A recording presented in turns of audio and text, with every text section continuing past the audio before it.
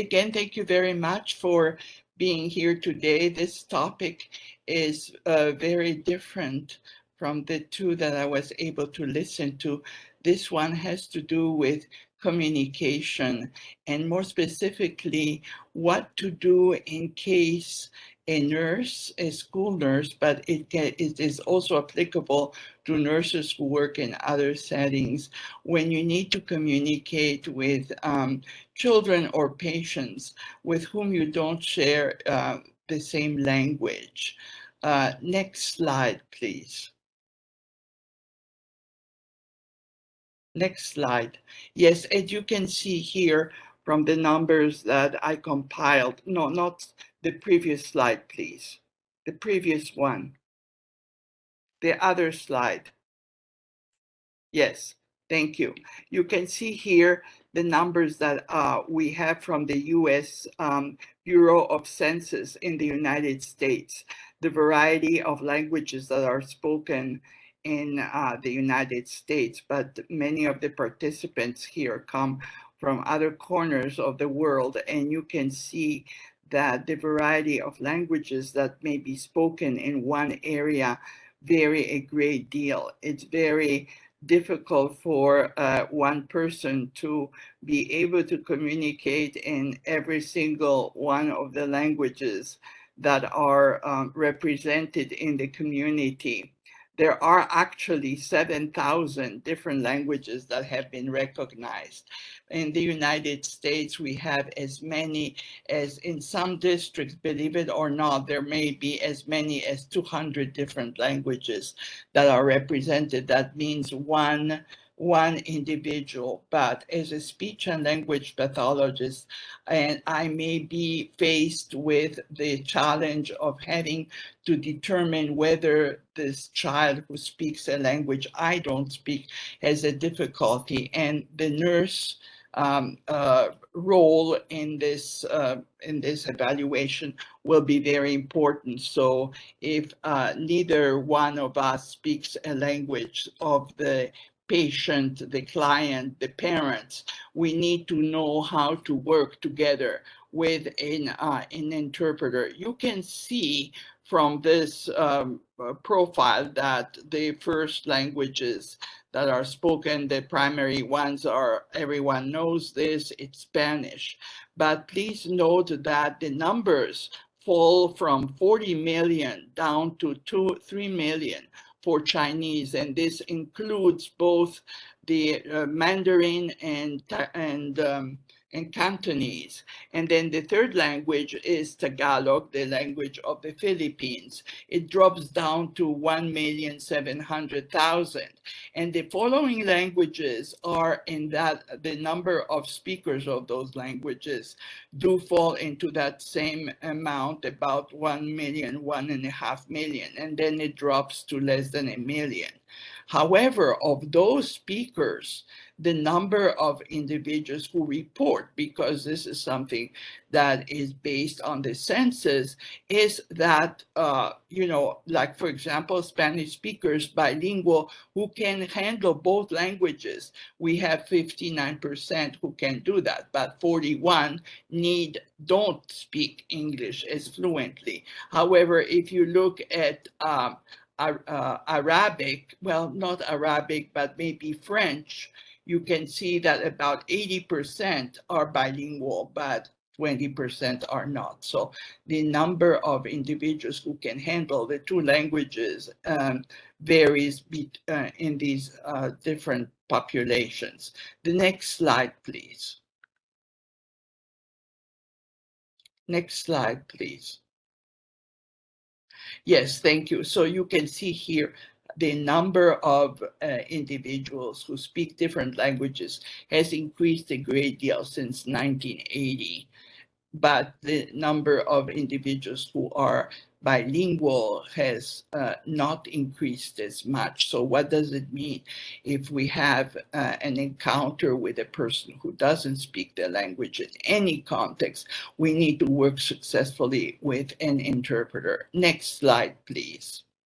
I did some search and found out that there are about 5 million nurses in the United States. And I live in California, and we have the largest number of nurses in the country. Well, we are a large state, but that was an interesting statistics for me. And within the nurses, you have different titles, and that includes different duties and responsibilities. So the highest numbers of nurses that there are in general in the country are the nurses that are referred to as certified nursing assistants, as well as registered nurses. But you also have licensed, uh, not so fast, please. Can you go back to the other slide? Sorry about this. Okay, thank you. So you can have nurses, midwives, you have nurse practitioners, so different titles for different duties within the nursing field. Next slide, please. In the school setting, the duties and responsibilities of a nurse are multiple. Number one, they do screen children for hearing and vision. They do they do evaluate the children's possible difficulties. They call the parents when the children are not feeling well and need to be picked up from school. They also, and that entails communication with a parent who may not speak English, and it's important to be able to convey the information in a clear manner. They do educate children on different items, including health issues and hygiene. They also they they they also provide different types of education to, I'm sorry, I have to put my glasses on.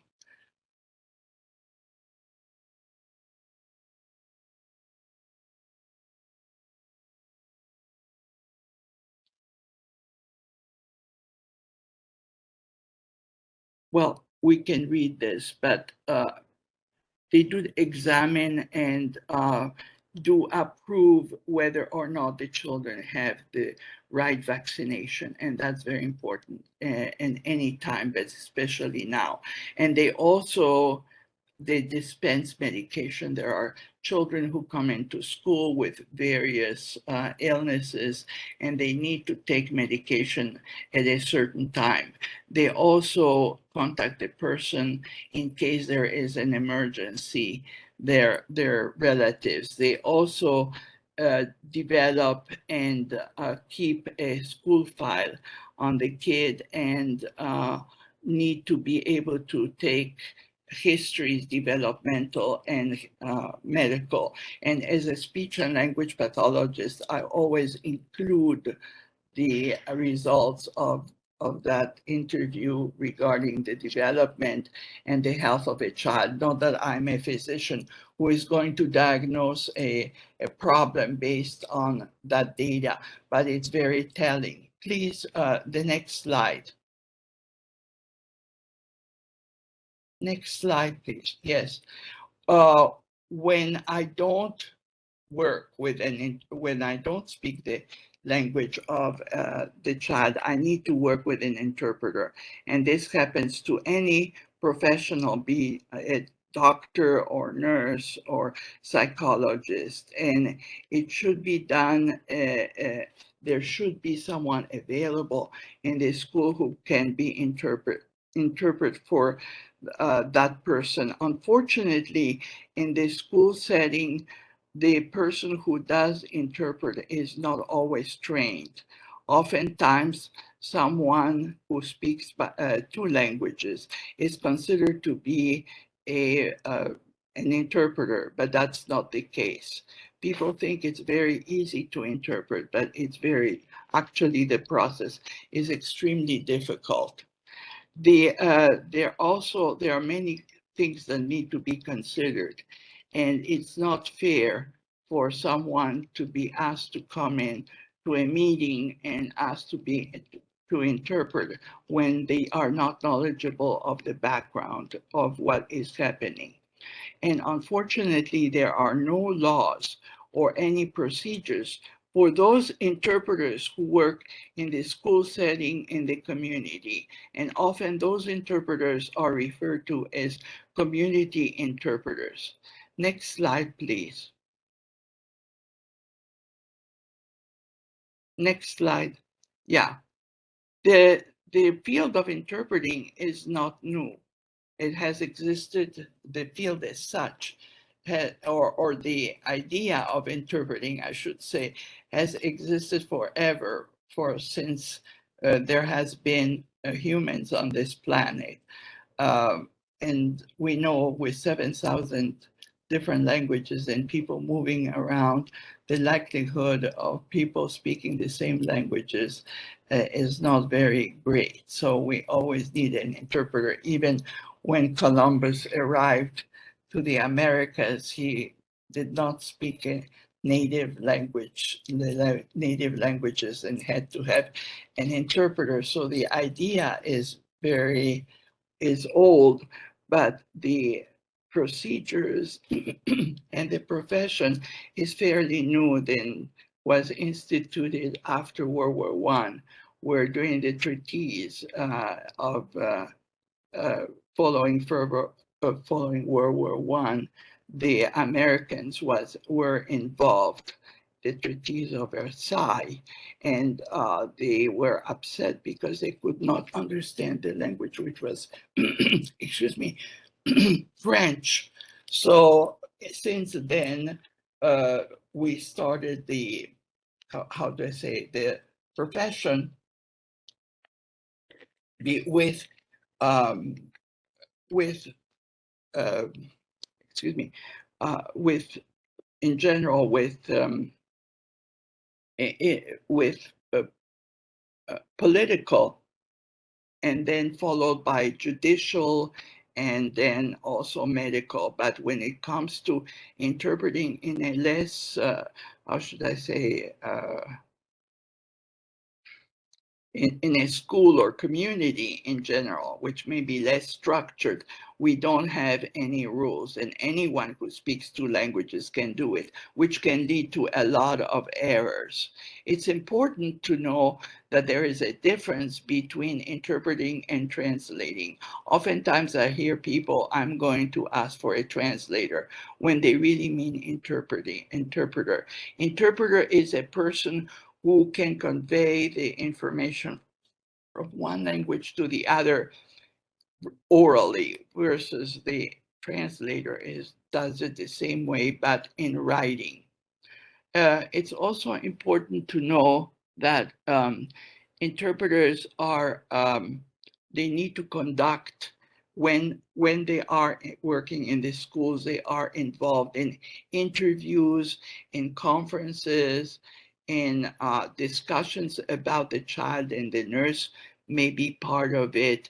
So the interpreter needs to be briefed about what the interpreting is all about. It's not fair for someone to call an interpreter and just throw them, so to speak, into the interaction and expect them to do a good job.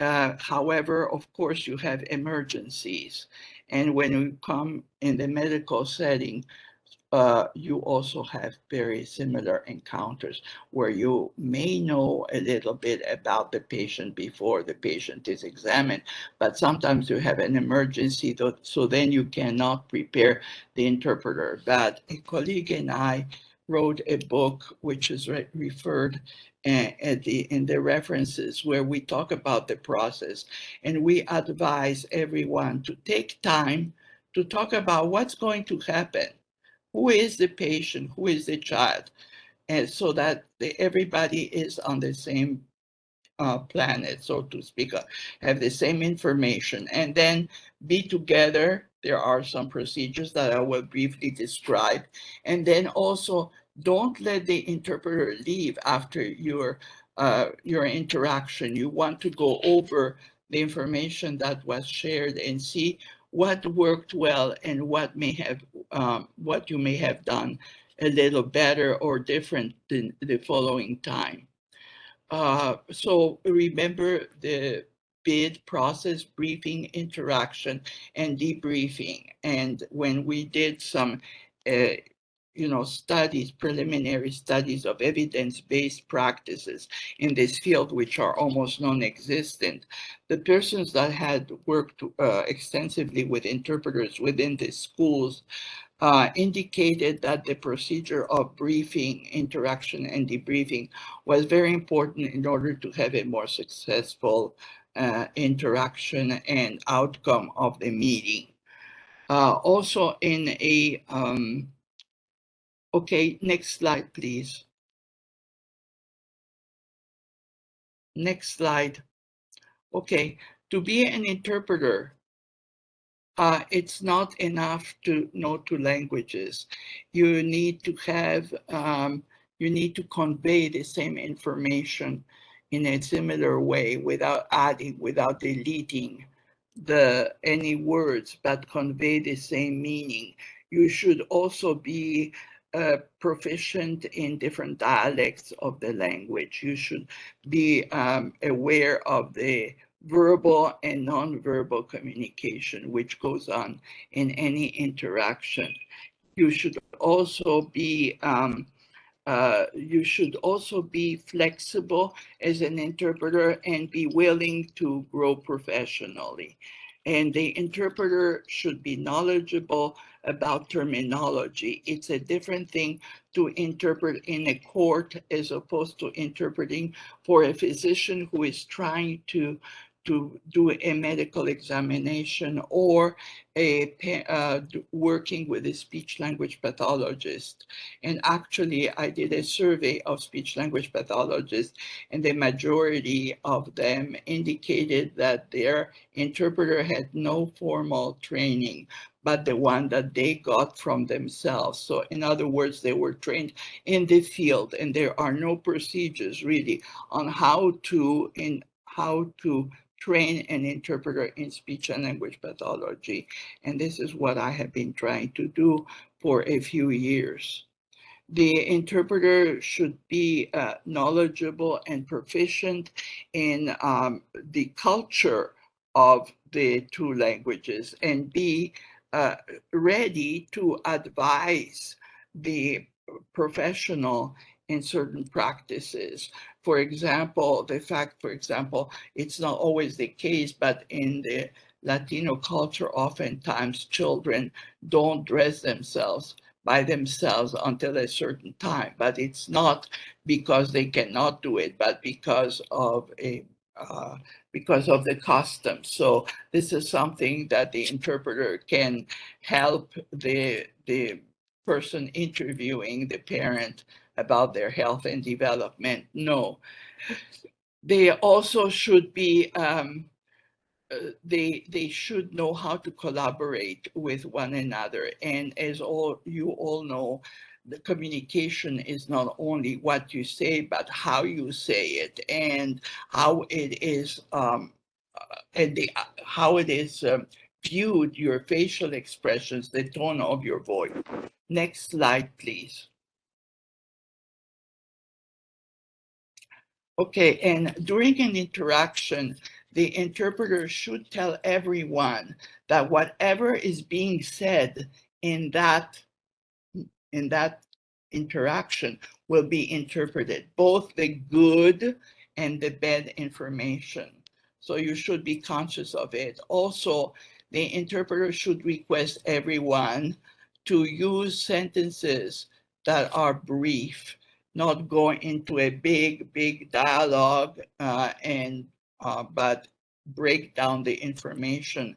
And the professional should avoid using jargon language, but instead make a definition of the terms that they are using, and also consider that in some languages / cultures, there are words that are not translatable, and you need to give a definition. Maybe especially certain medical conditions may not have been identified, so you need to make have a definition, make a definition. The other thing to to to work on, to be available, to be aware of, is that the time that it takes to work with in an interpreted session is much longer, usually 1.5 times. Often we are driven by schedules everywhere we work, and you cannot say this meeting will be exactly 1 hour long, because it takes time to go back and forth.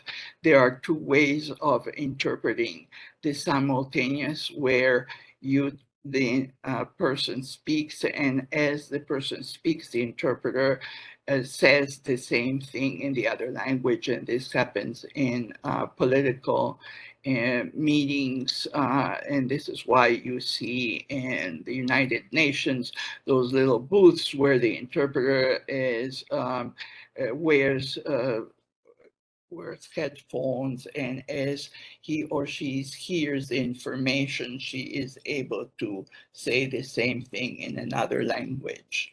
I think this is phenomenal. However, in a professional, most of the time, because there are exceptions, the interpreting is what we call sequential. In other words, a person says something, and then it is interpreted in the other language. So it takes longer.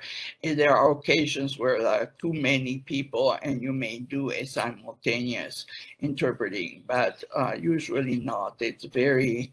I think it's very intimidating for a parent to be in a conference where there are the audiologist, the speech pathologist, the psychologist, the nurse, the OT, the PT, everyone in one bunch. So we have to be sensitive about what how the parent may feel. So everyone, every professional. Next slide, please. Next slide, please. Every professional who works with individuals of different languages, being in a community setting, a medical setting, anywhere, should know how to work with an interpreter. It's not the interpreter who needs to know how to work with a doctor or a nurse or a speech pathologist or a psychologist, but it is the other party as well. So I am in the process of trying to create, and they exist, some training where both parties can attend, because in speech and language pathology and audiology, I have found that the training is done while the person is working in the profession. The other thing to keep in mind is that interpreting is not an easy task. Oftentimes the public thinks that an interpreter is anyone who speaks two languages, and it's a myth. It's not the case. And the collaboration with an interpreter is not only something that we experience in the United States, but throughout the world. And I would like to see that interaction be referred to as collaboration, because without the interpreter, that interaction cannot take place. And using is not a good word, because you use an object, you don't use a person. You use the services or the skills of a person. So rather than referring in the whole literature that you read, whether you're working on interpreting for nurses or speech pathologists or anyone, refers it to using. So I would like to have this change to to collaborating. And last but not least, I have a few references for you, for those of you who are interested in reading a little more about the whole process and how important it is to work not only with an interpreter, but a trained interpreter. And Flores does uh, do a very good job in documenting how the fact that the patient had worked with a trained interpreter did diminish the number of subsequent visits in hospitals, for example. And that's true for every type of context. Also, the reference by C on bilingual health communication is a very good one. And then I'm not advertising my book. I don't make any money hardly from this, but just for you to know in case you come across having to work with an interpreter and the person is a speech and language pathologist, you can refer to my book. And finally, a reference to the National Council on Interpreting. So thank you very much for listening to me. I